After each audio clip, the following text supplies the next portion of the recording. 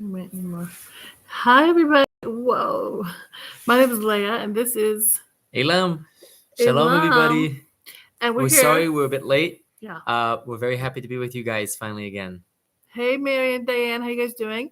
So today we're going to answer your comments and questions. First, okay, so anyway, we live in Israel, and we like to share things about our life and about what's going on in the world right now, hopefully to give people hope and happiness and to not look at the news, but look at the spiritual side of everything. And that can give us a lot of peace. So let me know if you hear us and if you see us. The first question is right here. By the way, we're giving a giveaway of a Shabbat Shalom for two people who asked us questions. Shabbat Shalom challah Challah cover. cover. I drew it. It's the 7 species of Israel. I still have it on a shirt right here. And if you ask us questions, we're giving 2 away to your mail, and we'll get back to you on the community tab on YouTube. So there you go. So ask questions about anything you want. Mary asks, do you ever think you are not going to be ready for Shabbat? Sorry, I have a light in my face. It's hard to breathe. I'll go like this. Do you ever think you're not going to be ready for Shabbat? Is it stressful living in Israel during the first one at a time, I guess. Do you ever think you're not going to be ready for Shabbat? I sometimes have a nightmare that I take a nap.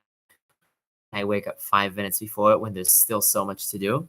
I don't think I'm alone in that. There is a bit of a freak out around that, but thank God there is an amazing phenomenon called the time just before Shabbat, where somehow miraculously you're able to do a gazillion things you could never do within that time spent in any other time. Like what? So supposedly this time, it's called Ben Shmashot, between the suns. Okay. Before Shabbat is when God, Hashem, originally created miracles. So we have within those 15, 20 minutes, I could somehow miraculously manage to take a shower, get the Shabbat hot plate ready, get the air conditioning. Well, what is Shabbat? We can't use electricity. Fans. We can't. We basically have to live in the moment, so we have to prepare everything Right. for Shabbat. So there's so much to do before Shabbat, but I try. See, we're totally different. Okay, I don't stress about much at all, and he does all the stressing. Right? My job. Yeah. So we have to get the what do we do before Shabbat? We get the air conditionings ready on a timer if it's hot, like it's really hot in Israel right now. Like really hot, maybe 100 degrees today. So for Shabbat is tomorrow. We're probably going to put on air conditioning. It's called mazgan in Hebrew. So we have to for nighttime and daytime probably, and we also have to set up the hot plate, right, for food. Everything has to be ready. We cook before Shabbat. We put the hot plate timer on for lunch, dinner, and then dinner again. Right. And then what else do? We put fans on just in case my mazgan, my air conditioning doesn't work. Okay, I always need a fan. We get showers, kids. We try to get dressed up in white and look nice. Right. So yeah, Mary, there's a lot to do. Are you someone who gets stressed? Hey, Rachel. Hi, Rachel. Yes, my products are everywhere around the world. You can order them worldwide. And so again, whoever asks a question, I'm doing a giveaway of 2 of these Shabbat covers. So you can ask a question, and I'll mail it to you anywhere in the world. Just to add into that question about Shabbat, to wrap it up, also to put in perspective. So there's this amazing story that my rabbi tells about this girl that just became Baal Tshuva, meaning she just became religious, and she was living with a bunch of girls. And just before Shabbat, they got everything prepared perfectly. And then it was wintertime, and the electricity fell, and there was no light, and there was no heating, and the food got cold and spoiled. And she's sitting there in this miserable apartment, cold on Shabbat, freezing, no warm food. So she comes to him after the Shabbat and asks him, Rabbi, I don't understand. Why would God want me to have such a suffer? I'm keeping Shabbat. I'm now, I can't do all these things. I'm trying to do Hashem's will. Why would he want that for me?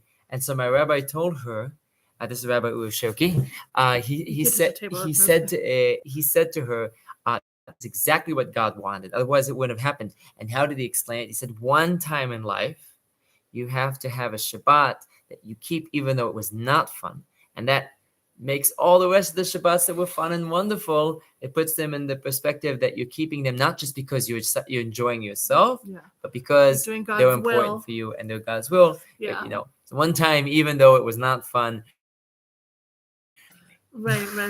And it's really hard. Sometimes our air conditioning doesn't work. Really freezing in Israel also. So when the heater's not, it's kind of a problem when you have kids, right?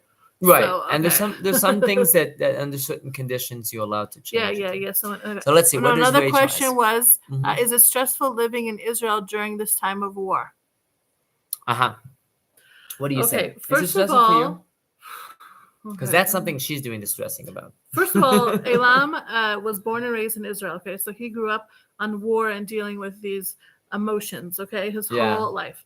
I grew up in California. Everything's fine. How are you doing? Great. Let's go to Starbucks. Everything's cool and chill. Let's go to the beach. And I come to Israel. Okay, We well, I still sort go to of the beach, speak. but We went to bed as children with bombshells instead of yeah, teddy bears. yeah, they wore masks, And gas yeah, masks. we're used to this. This is homey, if so to speak. Okay, so Not anyway. that it's fun. Not that it's fun. Not that Right. it's to be looking No, forward to, but no. you do in a way get used to it, Yeah. and The emotions, and it's of very it. important. It's very important to stay aware of that this is not the normal way things are supposed to be. No. We are praying all the time for the safety of Yeah. our soldiers and the safety Yeah, we have a of lot our, of friends now in and the Gaza well-being that of we our pray hostages, for. that they should come back healthy and safe, Men, and that the whole world should know days of peace and not of war and strife. Yeah, we have friends who are wounded. We have friends who are in Gaza right now. We went to a place in Gaza where there some of our hostages are, and we just had 3 of them back, their bodies. They were killed. So all these stories are really intense and what's going on. Am I scared? Is that the question? Or am I, how is it? We live in the middle of nowhere, actually next to a lot of Arabs. So it's very interesting. We're not like in a big city or anything. And I try not to look at too much news because the reality is I can only deal with what's going on in my life, like my kids, my husband, my work. And I pray a lot for everybody and everything. The interesting thing about Israel is that everything is the Jewish people. They're going about their day, bringing their kids to school. They're getting ready for Shabbat. They're praying for everybody, all the soldiers, all the wounded, all the hostages. It's like there was a story of this woman. Her son lost his leg, and she went to a wedding, and she's at the wedding, and she's happy, but she's like, how am I supposed to be happy? She's thinking, my son doesn't have a leg now. How's he going to date? These people are getting married, which is amazing. And I'm thinking about this. It's like the Jewish people always live with this total opposite all the time. And then we've seen people that actually got wounded and got married, which is amazing as well. And also, it's interesting how within this whole very dark and heavy time, suddenly amazing, miraculous things happen. Like, listen, gosh. let's face it. We had a tremendous. God brought it about that our enemies will be destroyed, and that's something to be thankful to God, that we don't have to go by our daily lives just saying like, well, there's still only just bad things, there's only bad news. There's a point of like stopping and saying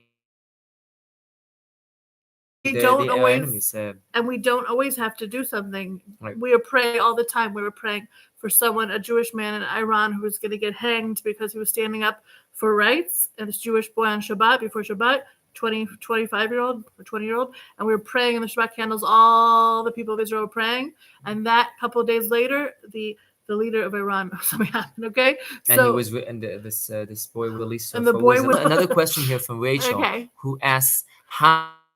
Wait 1 second, and let us know if you hear us and see us, okay, guys? Right, thank you. Yeah, because we've had some interesting technical problems with lives before. Yeah. So we're also recording this just in case on this side. It's a really crazy video, but if we need it, it'll be push comes to shove. Hi. Anyway, here we go. Rachel says, how did they keep the temple fire burning during Shabbat? That's an excellent question. So that's a very good question. Actually, I think about that all the time. So, what the heck do they do? Right. This is in temple times. We're talking about this. First of all, there were a few different types of things that you could do in the temple as a Kohen that you would not be able to do in any other place. Any other place would be considered a violation of Shabbat. But the sacrificial, the sacrifices that were brought every day, or sacrifices that had to be brought on that specific day, like on certain holidays, and the fire for then all the process, much, you were allowed to do that on Shabbat as well. So on it wasn't Shabbat, considered a violation of Shabbat. Oh, I didn't know this. So the Kohanim on Shabbat, the holy priests of the Jewish people that worked at the Holy Temple, could keep the fire lit on Shabbat by lighting it again if it went out. Is that what you're saying? Wow. So it's hard to put exactly to put a finger down without learning a lot of many small halachot about what exactly was allowed or wasn't allowed. But generally speaking, unlike other places, it wasn't considered a violation of Shabbat to be continuing to do things within the temple, with part of the sacrificial offerings. Interesting. First of all, Josephine, is that how you say it? So something, I want you to read it. It's very, very nice. And you're totally right. Josephine says, being wounded does not take away from a person's value and worth. I am a retired combat veteran. Legs reattached. Oh. I have multiple sclerosis, Lyme, and epilepsy. I am not my disease or disability. Thank you so much. Amazing. Thank you for sharing that. That's amazing. That's a powerful perspective, because people can be dragged down. Look, we had in the company I used to work in. There was this guy we were working with, a contractor that went to war, and he gave me a lot of hope. I called him up at one point. It's recently. Recently. We're talking about like 2-3 months ago. I called him up recently, and he said to me, "Don't worry, we're going to win this. It's going to be okay." He got paralyzed. And he got paralyzed from middle of his body, waist and down. Yeah. And I heard at first from friends who spoke to him that he was really, really down and feeling like that his life was destroyed. I gave him a call because I wanted to meet him, and he says he continues with the same gusto that he was when he went out. He says, "Don't worry, it was worth it. It's gonna be okay." And he felt like it was amazing. He says he gave me so much hope because of his approach. And we gave him one of his T-shirts here that were donated, which says we shall not. We're giving wounded soldiers this shirt, the special shirt. People are donating. 15% of my art goes to wounded soldiers, and we're giving. One thing we're doing is. It says we shall never fall. Am Yisrael is forever alive on the shore. Yeah. Right. Wait, hold on. I want to say one thing. Yeah, please. It's interesting thing about this war. I know people who went to go see the soldiers, and they were all like so happy and so proud and had so much energy. They weren't like, "Oh my God," it was horrible. They were felt so honored to protect the Jewish people and to keep us alive and to protect their families. And they run into war to protect us. It's unbelievable. So these people that got wounded, of course, it's all in the mind. You can have the most amazing life and not have a limb, or you can have the worst life and have everything. It's all in your head. Okay. So Josephine, you're amazing. May God bless you to 120 with a good life. And may we all be healed of anything holding us back in the mind or body. Yeah. Now. Please keep teaching us. It's very, very important. Let us know how you're doing. Whoever says that it sounds and looks really good, thank you for letting us know. And Rachel says, and as a follow-up of her question, kind of like women, because women have to perform certain duties.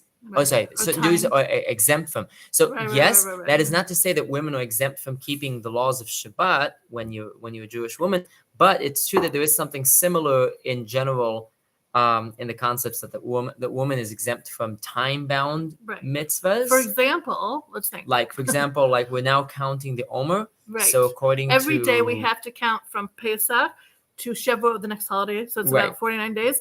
So every night the men, or they have to count the days. Women, this is so funny. Let me tell you something. I was so excited. I was counting the days of Shavuot, okay, till Shabbat. The Omer, I was doing it with every day. I was so excited. 2 days for the Shavuot, I went into labor, and I was like, "Oh my gosh!" And so after the labor, I was like, "Oh my gosh, I didn't count the Omer," meaning, it didn't matter. I gave birth. I mean, I didn't. There were, so the mitzvah of giving, of time mitzvahs are not for women because there's maybe a lot going on, obviously. Right. So I'm not. So a woman can take upon herself those certain commandments if she would like to, but generally speaking, she's not supposed to be doing all these extra things. It's total balance. No one's better than the other. We all have jobs. They're very important, and that's spiritually how we run our lives. Hopefully. 1 second. Another question is, Winter from California. Hey, I'm also from California. I'm from the Bay Area. Where are you from? Rachel's here. Winter Forever's here. One second. Mary. How you doing, Mary? I got your email. I'll get back to you soon. 1 second. I just wanted to say, by the way, we usually have our movies or lives with a guitar. Just for those who do not know, during the time of the Omer and up until Lag BaOmer, which is going to be after Shabbat, we don't play musical instruments because it's a time that's a little bit sad. In commemoration of 20,000 students of Rabbi Akiva that died during this time. Yeah. But so it's a mourning period a little bit during this time. Right. It was supposed to be happy. It wasn't supposed next to be sad. week or the week after that. We're already in a time that's okay because after Lag BaOmer they stopped passing away, and then we can go back. Let's see what we got on the last. Okay, wait. There was a question here. There was a question up there. 1 second. Okay. Questions, by the way, really appreciate. Mary said she prays for us. So nice. Wait, I also pray for you guys. All you are amazing. Just remind me to answer also the question that Gary and Lana asked a while back. I said we would answer it on live. Did you see a question? Go. Okay, so Gary and Lana, also very dedicated viewers of ours. If you're there, hi, and if not, you could watch this later. Gary and Lana asked an interesting question about what is the background for the Torah Shebe'al Peh, the oral Torah, like the Talmud and the Gemara, versus the written Torah. When was it written? And when was the oral Torah written? Right. When was it? When was it written? And I think that it was like a big question. Like also, like how does it relate? How do we learn it from the written Torah? Something like. So I'll just give like. First of all, a lot of non-Jews are not happy about it. They go, well, we believe in the written Torah, but not the oral Torah. But first of all, yeah, so you were going to say. I'm trying to give a background. Like right. The written Torah is like the headlines of everything, and the oral Torah is something we pass down generation to how to explain. You know what I mean? Right. Like IKEA, you get instructions. That was our oral Torah. We didn't have. It was supposed to be passed down generation the Torah, okay? So that's why it wasn't supposed to be passed around for the whole world. It's supposed to be for the Jewish people who are trying to do a certain spiritual in the world. And so that's how it's supposed to be. But we had it down, because why? Because people forgot. So originally, the written Torah was supposed to not be, there was supposed to be two Torah, okay? Two like Leah said. There's the written Torah that was supposed to be written, and the oral Torah was not supposed to be written. It was supposed to be father to son, mother to daughter, and maybe it's like a secret. It's like our diary, right? Right. And also the fact that it was passed on orally made it alive. At one point during what was called the end of the Tanaic times, Tanaim were like just around the time of beginning the count of after what is it called, BC to AC? Oh, right. So around that time, somewhere around then, there was like a fear by some of the greatest sages back then that we were going to start forgetting the Torah details because we were going further into exile. So they started writing it down. Yeah. Rabbi Yehuda Nasi, one of the greatest sages at the time, he coded it in what's called the Mishnah, which is the first compilation of the oral Torah, and then afterwards for the Talmud. Those who've heard about the Talmud and the which is just it brought down those discussions that were first of all done orally, and then they're put down into writing. Hold on, but 1 second, because the written Torah, meaning is more like the what, and the oral Torah is the how. Right. Meaning it says a lot of things, like keep Shabbat. What are you talking about? Okay, well, keep Shabbat. So the oral Torah tells us what to do, what not to do. Right. Where to filling. Impossible. It says nowhere what they're supposed to look like, how they're supposed to be like, what color, what materials. All this stuff is discussed later on in the sages. All the details are in the oral Torah, so that's why it's so important. But anyway, hey, Josh and Rachel. 1 second. Josephine says, I will pray for the wounded, hurt, and those suffering from PTSD. I have PTSD as well. My power comes from unlocking truth in Torah. Horses therapy, yoga, meditation. It's amazing. Thank you. I heard that horses in Hebrew is sus, and the core of that word in Hebrew means sason, which is happiness. So what you says is the the therapy of horses give us happiness. So I think anyone who's depressed, go find a horse, okay? Right. In Israel, actually, if you're depressed, you go to your doctor and you can get a okay to have free horse lessons and therapy. Yeah. At the doctor. KH writes is here and welcome. Is asking, why do people cut their hair on Lag BaOmer? Okay, I'm gonna cut all my hair out. Okay, everyone who's excited about that? We can't even see it. I'm not gonna cut my hair this year until before Shavuot. But I'll explain why. Like why this. do people? Yeah, wait. Why do people cut their hair on Lag BaOmer? Well, first of all, there is a tradition not to cut your time frame of that. Well, but we can't anyway, cut our after hair now. Why can't we cut our hair right. now? That's the question. Or mourning period. Right. So first of all, because it's a mourning period and mourners are not supposed to cut their hair. After Lag BaOmer comes in the mourning period, either, but we do that. Right? Well, that's a bit when much. You're mourning. Okay. When you only in very severe mourning do you not shower. But cutting hair, and some say also the beard. We don't listen to music. We don't cut our hair. We don't cut the beard. Unless you're a woman, you can cut your beard, okay? Right. What else? Just hold on a second. Let me just finish this one. So basically, Lag BaOmer is the time that the mourning ends. Now, there are those, the Kabbalists, that their opinion is actually that this whole time between Passover and Shavuot, which is 50 days later, this time is like an extended holiday. And we also don't cut our hair during holidays. So those who are Kabbalists or go by the Kabbalah will not cut their hair this whole time until just before Shavuot, so you don't go into the holiday looking too fluffy. Too cray-cray. Anyway, if you're here, let me know your name or you're from. If you have a question, I'm giving away a Shabbat challah cover to anyone who asks the question. I'm giving 2 away. So if you ask a question, then I'll get your address. Anyway, okay, I had a question here from someone before. Get it? You have I'm going to choose out of a hat. Okay. Well, no, I'm going to go like that. You know what I mean? Okay, I have a question here from someone just on a comment. We're going through our comments and questions. If anyone has questions, we'll answer you here. Okay, 1 second. I have a question for you. Would you mind answering? You can answer in the text box. I'm just curious as to find out from you guys what keeps bringing you back to these movies that sharing with us. Like, I'm just curious.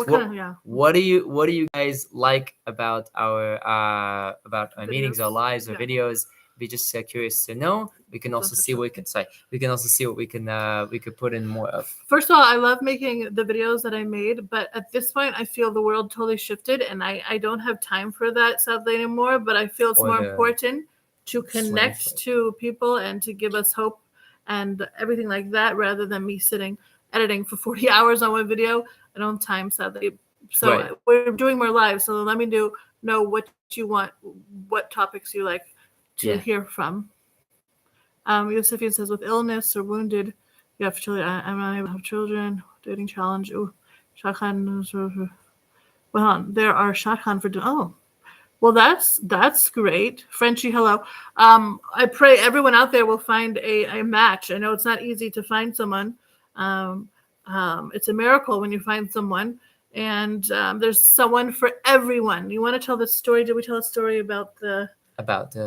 Oh, wait. I have a story. I have a story. There was a man. He went on. This is my rabbi's friend. Okay. There's a man that went on dates all the time in Jerusalem, over and over. He was getting older and he wasn't getting married. And he went to his rabbi. He's like, hey, I'm not getting married. I go on so many dates. And the rabbi said, did you ever tell a woman about your huge scar on your face? And he's like, no. He's like, okay. The next date you go on, tell the woman about the huge scar, what happened to you with the huge scar on your face. He's like, okay, I'm always embarrassed. I mean, I'll talk a little bit, fine, okay. So he had another date. So he went on another date and she was really nice. But he's like, oh gosh, So then he told her, I see I have a scar on my face. And just so you know, 5 years ago, there was a terrorist attack and I saw a woman was getting violently, don't even ask what was happening to this woman. And she was just staring at him, okay? And he's like, what? And she's like, I was that girl. Oh my God. Could you believe that? I don't know if they got married. I think they did.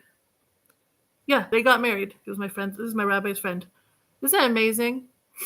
So, okay, we're quote, have things going on with us. We think we look bad. We think we have problems, but there's someone out there for us that's made for us in every way possible. So I pray whoever wants to get married, whoever wants to have kids, whoever wants to have peace in your home, whoever wants money or spiritual growth will have it. God will bless us, please, God. Amen. So we're getting some answers on our question here too. Hello, J and N and Josh and Midnight Hour from Georgia. Yeah, we're doing good. Thank you so much for your prayers, everybody. I have a healer lady, and she tells me that I have a lot of nice people praying for me. I'm like, what are you talking about? And I have a feeling it's you guys, so I really appreciate it. So Josephine says, you're authentic, beautiful. And Olak, welcome. You're saying our family is converting to Judaism. Wow. Is there anything you suggest for families with young kids to celebrate Lag BaOmer? That's amazing. Yes, for sure. Two main things. Marshmallows. Well, yeah. First of all, what is Lag BaOmer? Listen, yeah. this is something I gotta share. First of all, I wasn't religious my whole life, as some of you already know. Me too. And growing up in Israel, I knew about Lag BaOmer and did not know what exactly we're celebrating. I didn't know anything about Rabbi Shimon Bar Yochai, which is what did you do? So what did you do? You it's had just a the day bonfire. That he passed. Right, we just had a bonfire. So the beautiful thing about like having a bonfire together is that you sitting together. It's a nice chance to connect with the children, to tell stories, to look in the fire is very spiritual, especially at night. As long as you make sure not to burn down the forest like I almost did one day. Never mind that. You just make sure you have enough water to put Why out. do we do a fire? So why do we have a bonfire? What is this whole thing with Lag BaOmer? First of all, it's 2 days. It's a Jewish holiday. So why do we do bonfires on a Jewish holiday? Anybody who's familiar with the Holy Scripture book, the Zohar, it's a big compilation of writings books, from Rabbi Shimon Bar Yochai, blessed memory, and his students. Very, very special, deep book. It was written during the time that after Rabbi Shimon got out of a cave where he spent 12 years with his son just learning Torah, covered up to their necks with dirt, right? So, with sand, so they wouldn't have to ruin their clothes. And they just learned Torah all day and all night, and ate carobs, drank water. Anyway, amazing story. Long story short, Rabbi Shimon was going to pass away from this world, and instead of it being a sad day, it became a happy day, because on that day he was allowed to reveal a lot of the secrets of the Torah. And when he passed, he went up basically in a holy flame together with some of his students that were supposed to go with him. I forgot. So we light that fire again, which is symbolizing that holy deep flame, and we stare at the fire and think about that deep holiness. Well, Torah is also fire, right? Right.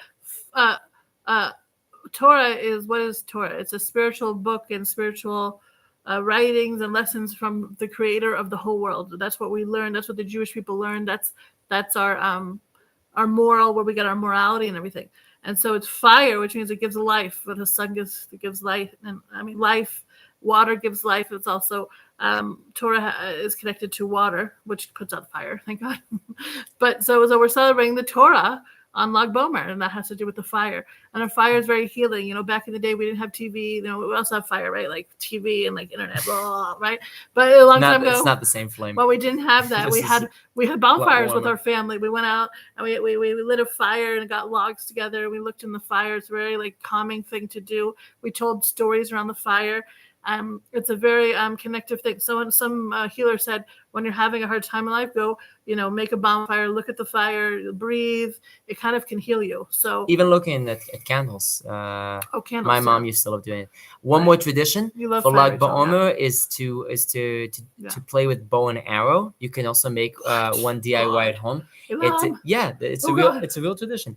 Why a bow and arrow? Because it's also celebrating the time of that we were basically going against the Greeks and the Romans. Okay. And the bow and arrow were a common weapon back then. But besides it being a weapon, it can be also an opportunity to talk with the children about having a goal in life, right? Because you're shooting your bow and arrow and trying to hit trying to hit like at the what's it called? Goal? What's it called? Called? Like a bullseye or something? Bullseye, So right. that's a goal, So right? it's an opportunity to like talk about like your goals in life, Right. with and the importance of like aiming to where you're heading. I never heard of that. Now I have a question here. Someone asked, Carrie asked, why do Jewish people dance in circles? She sees, I guess, videos of people dancing in circles. That's a good question. Well, do you mean the Hora? The Hora, is that what it's called? There are also different types of Jewish dances that are like more like lines getting together in the part. Why do we dance in circles? Right. Because you're not allowed to dance in a circle when you're mourning. That's true, but so it's interesting. Well, first of all, you're not allowed to listen to music when you're mourning because they're afraid you're going to get up and dance in a circle. That is the thing they're afraid of. Isn't that funny? I forgot about that. I think that dancing in a circle is also something symbolistic of being like together, because when you're dancing on your own or just with one partner, you're like sort of setting yourself aside. But right. Judaism is very is in a certain way tribal and connective. Yeah. So we come and dance in the circle to see each other, to be like together in that like continuous. We hold hands and we're dancing. Happiness. Right. When there's a bride and groom getting married, the party is what's it called? A separation, and everyone circles around them like the whole time. It's really like I remember I'm in the middle, everyone's dancing with me one by one, and everyone's in a circle dancing, and then putting me up in the chair and I'm in the chair and then doing all the circle. It's like I don't know, Anyway, we have more questions here.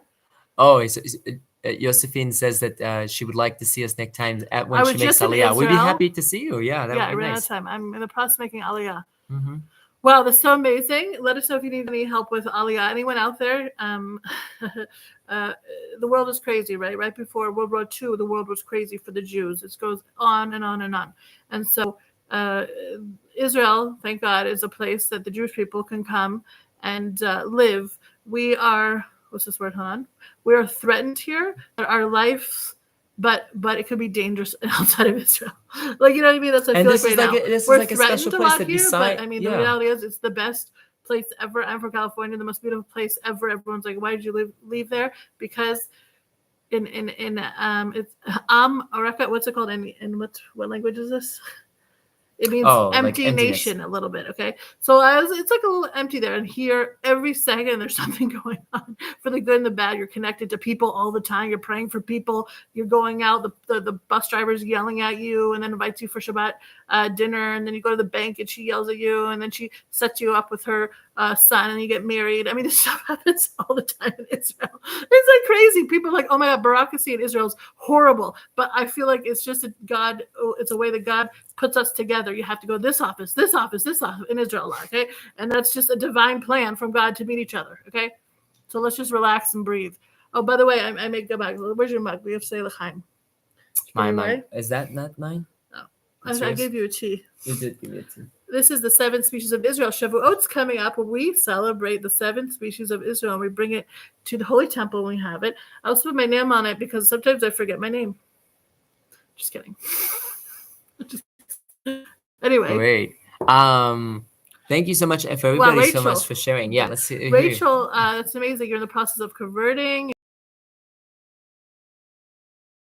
non-Jews mitzvah.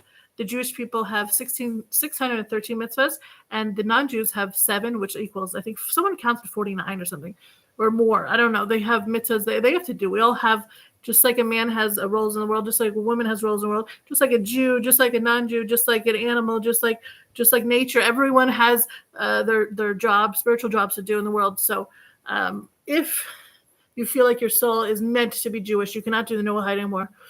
Okay, fine. But it's very important also to have Noahides in the world, non-Jews that follow the Torah, what God wants of them to make this world a better place, right?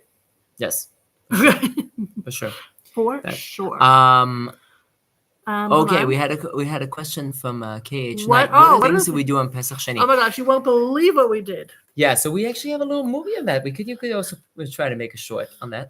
We had the picture. Yeah, we had the children come home, and Leah prepared a really, really nice lunch. And this was a lunch actually, by the way. Could you see? I had fish.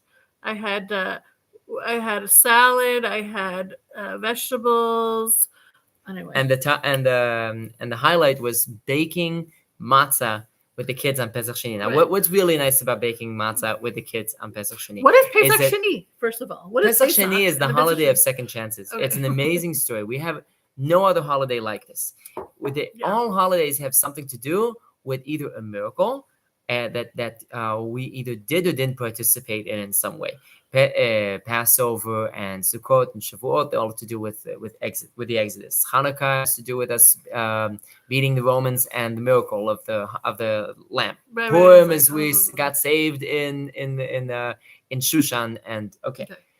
But Pesach Sheni, what does Sheni mean? Sheni is second. Second It's Pesach. a second chance. Oh my gosh. A bunch of people that couldn't bring the first sacrifice of Pesach because they had what's called death contamination. They were in contact with the dead person, and you can't bring the sacrifice when you're contaminated. They said, we want it also. Moses, come up with a solution. We want to do the barbecue. We want a shawarma. Why should we miss out on this? And then Moses says, okay, fine, I'll ask God. And God says, all right, I'm giving them a second chance. A month later, Pesach Sheni, second Pesach. And that's Rachel's birthday. She says, I was born in Pesach Sheni. That's amazing, Rachel. So on Pesach Sheni, you make a matzah cake, right? You right. Matzah Nutella. Okay. Right. Now, what's one of the nice things about doing that with kids? Not an actual Pesach, because if you observe the laws of Pesach, right. you know that if it becomes accidentally chametz, you're in trouble. And now you don't have to worry about that, not to stress about it. And feel it's okay, we're doing the same thing. Fun, yeah.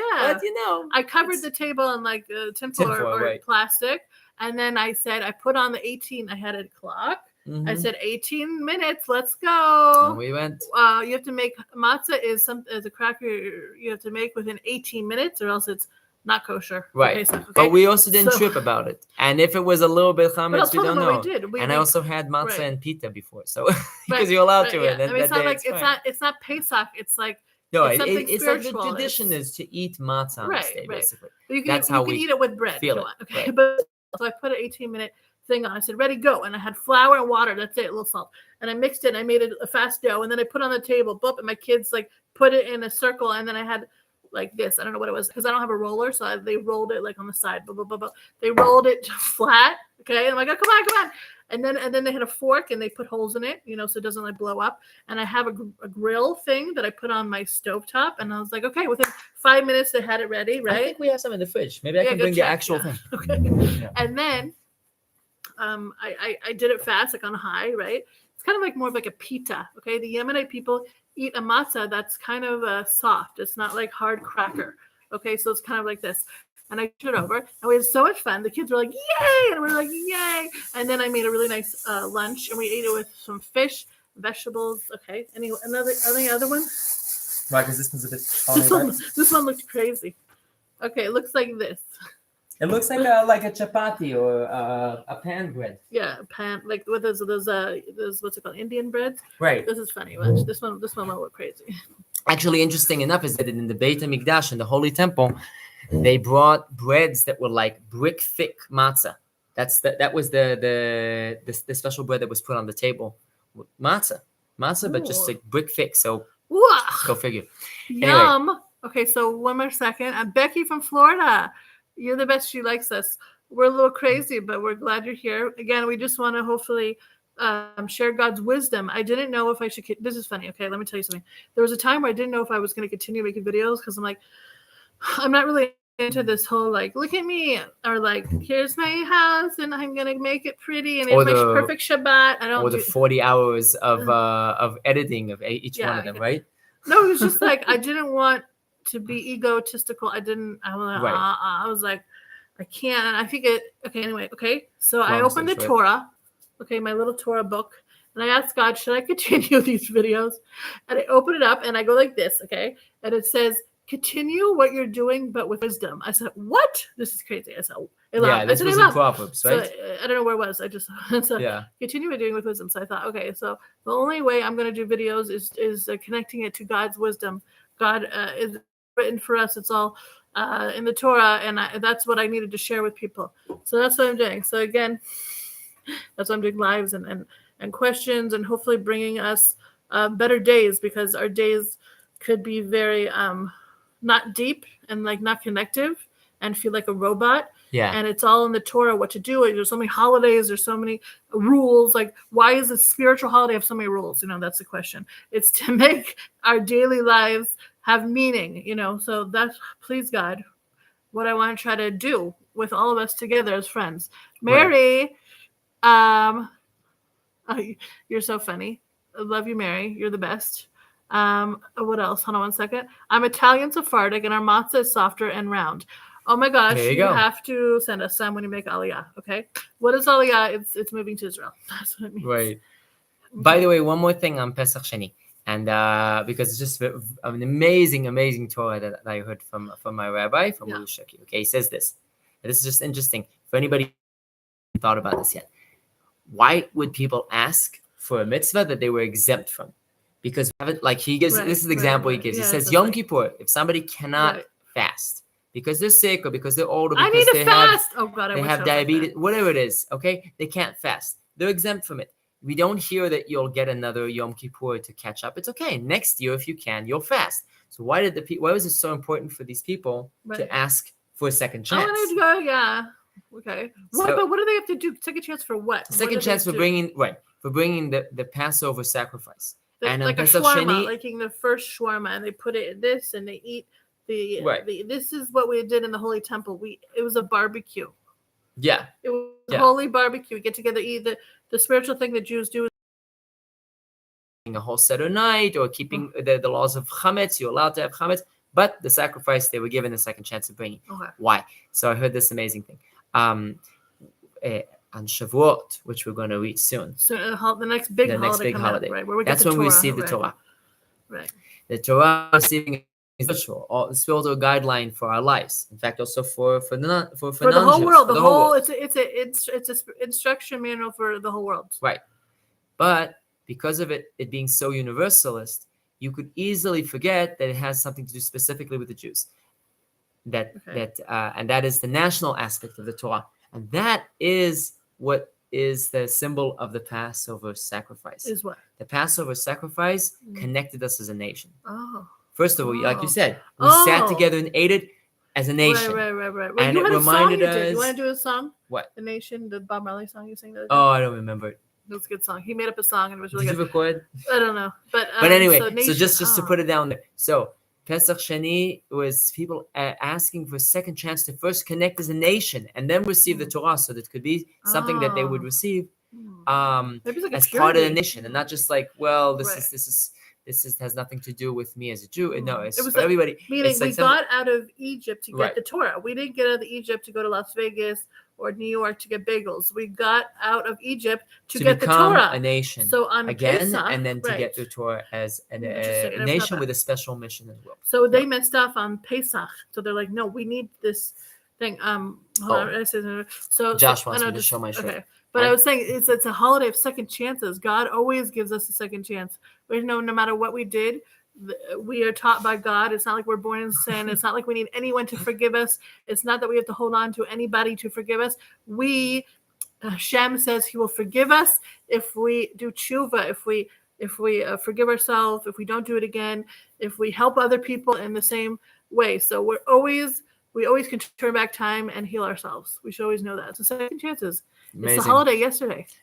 We're going to take one or two more questions, and then we're going to call it a night, because otherwise I'm going to melt. He's not. I'm a morning person. He was sleeping. I had to wake him up to do this. He was sitting right here like this. Right. I said, "Lam, oh my God, you have to do it live. You're going to be sleeping, And so I gave him coffee, Here we go. All right. So Becky Tusia asks, why did you decide to become religious? That would be both of us. You want to tell your story? I have a video on that. Her story is better than mine. No, I'm going to give you really short, okay? I was really bored. I lived in Tel Aviv, and my friend said, "Do you want to go to shiur?" And I said, "What's that?" She's like, "About Judaism." I was like, "Sure." I wasn't really doing anything. I went. It was for a year. I learned about Judaism, and I couldn't believe it. It was so amazing. I had no idea. And then, but I didn't keep anything. Okay. Then a year after that, I went back to California, and I saw like, oh my God, I might be the only one that in my family going to continuing like these traditions that I didn't even know about growing up. So I said, in California, I decided. I read a Torah. My sister had a Torah. And she's like, "That's my Torah." I was like, "Can I take it? This is God's talking." She's like, That's mine. I got it in my bat mitzvah. She wouldn't let me take it and read it. Okay, fine. It's kind of funny. And so I started dressing snoot, like modestly, and I started eating kosher in California. It was like 3-week visit. And I went back to Tel Aviv, and I was so embarrassed because I was dressing modest, and I was like, oh my God, it's so hot. It's 150 degrees in Tel Aviv, and I'm wearing like a long sleeve, everything. Anyway, I slowly became religious only because I couldn't believe how amazing. My whole life I felt empty, right? And this was filling up all my spiritual, physical, and mental needs. I could not believe it. Even today. L'chaim. My story in short, I was as far from religious Jewish identity as possible. A friend of mine, again, in short, I think we both were a little bit. A friend of mine took me a day that you're God's going to smite you down for all the bad things you did. That's what I thought. I come into this synagogue, and it's a small like caravan with lots of men dressed in white with talis on their head, and they're all singing at the top of their lungs, and they're singing in Hebrew. It goes, Chatanu lefanecha rachem aleinu. Probably dancing in circles, which means we've sinned in front of you. We've sinned, God, and forgive us. So I'm like, what? I didn't know. I had no idea what was going on. I was like, what is going on here? Why are you guys singing? You're saying, I've sinned. Like, yay! I've sinned. We did all we these all bad sinned things. together. Yay! I was like, what is Meshuggahs? So I just like naively went over to one of the men and asked him what are you guys singing? Why are you singing? Why are you singing? Why, what are you talking about? So he says to me, you look at all these guys. You think they're all such good kids? They have a lot of background of bad things that they did, and they know that God is going to forgive us today. We all know that God is going to forgive us today. So I just got totally mind switched, and the thought was, wow, if God forgave and is going to forgive all these people, which I'm sure somebody did also some bad things in their life, maybe if he can forgive me as well. And that's where it started. Like I just came out Pesach of this. Sheni. Yeah, like Pesach Sheni. Yeah, there you go. Like everyone has a second chance. It's not about any to be saved by anybody or this or that or a person. We save ourselves. We change, and we can change for the better by just seeing what God wants from us. Amazing, Aylam. We're so happy. Yes, Brenda Jones. Hey, Mary, I'm so happy you both believe. Yeah, I mean, it's funny. I'm like, did I believe in God when I was younger? I don't even know. The first time I prayed, the first time I could ever remember talking to God, I was in Tel Aviv, and there were rockets coming down and bombs, and I was in my apartment by myself, screaming like, God, I don't want to die. Please, God, save me. I wasn't religious, and I'm like, oh my God, it's the first time I ever talked to God. But then I look at my diary. I have a diary when I was little, and I talked about God a lot. So it's very interesting. And we come from heaven, okay? We're so connected. We're with God, and we're born, and we're so close to God. And so we forget. Some people, if not connected to God, you just forget, So I'm so happy that I'm connected to this word God. It doesn't have to be God. We're connected to a higher power. We're connected to your higher self. You're connected to yourself. That's what our lives should be. Please, God. Yeah, we're connected to. There's somebody to speak to. Yeah, it's not just like if you jump out if somebody does something like bad to themselves, you're not going to ask the forces of nature or gravity to stop it. But God, you can speak to, you can pray to at any moment, and we learned from King David, never give up on asking for mercy if you need to. Never. And like what you said about, we were all praying like crazy for the Iranian Jewish man, and we were all praying when we thought we were all going to die that night where Iran sent bombs and missiles. You don't even understand. I was praying over my kids like we were going to die, and I was saying Shema, and I was crying nonstop. And Aylam was sleeping like a baby. And I was just told today that I must have had a very high emunah for going to sleep that night. He's like, I have to wake up tomorrow morning early. We say in our beds that we deposit our souls with God. Right, he doesn't have to just take us through a rocket. I mean, you could just say okay, well, you've lived enough. I wouldn't won't wake you in the morning. Sleeping, but I couldn't sleep. So anyway, we were all praying for lives, and then all of a sudden, I did my praying later on in the early morning hours. But talking about prayer, we all prayed like crazy. Now the president of Iran was killed or whatever. Yeah, it's just a anyway. miracle. God listens to us. God loves us. Thank God, right? Anyway, amen. You guys are amazing. We love each and every one of you, really. Again, we live in the middle of nowhere. Someone said don't say that anymore. Okay, we live in the middle of nowhere, which is in the middle of everything. Okay. The middle of nowhere, meaning we have 10 families here. It's very small. And our 15. neighborhood. I don't get out of my house. But anyway, what am I going to say? So it's so nice to be connected to people who want to grow and learn. And you guys teach us so much, and your comments are amazing. So please comment whenever. I'll comment maybe tomorrow, the next day. I don't know when, Sunday. As to who's going to receive and then this. I need right. your address whenever you gotta get the Shabbat Right, from cover, everybody whoever that asked a asks question questions. tonight, there's going to be a rally to decide two people who will receive these lovely Shabbat table cover, challah covers, and 15% of all my shop sales are donated to Israel and to wounded soldiers. So it's Jew Got It Art on Etsy. Anyway, hey guys, you guys can bless everyone in the comments. I want to give us a blessing tomorrow, Shabbat, a time that we can relax. Even if you're not Jewish, you don't have to keep Shabbat. Actually, Shabbat is a gift to the Jewish people. But we can all take a time, turn off your TV and your phone, and connect it. Drive. We're always going here. I gotta go here. I gotta go. Oh my god. We get to ourselves, to our kids, to our husbands, to the dog, to our food in a nice way, and all these things around us. So enjoy. May God bless you with happiness and health and peace in your heart and your mind. And may we all be healed and happy. Amen. Now. Amen. Thank you guys so much. And Amen, Shabbat Mary. Shalom from Israel. And we'll see you guys soon again. Bye, guys. Shabbat Shalom. Adios.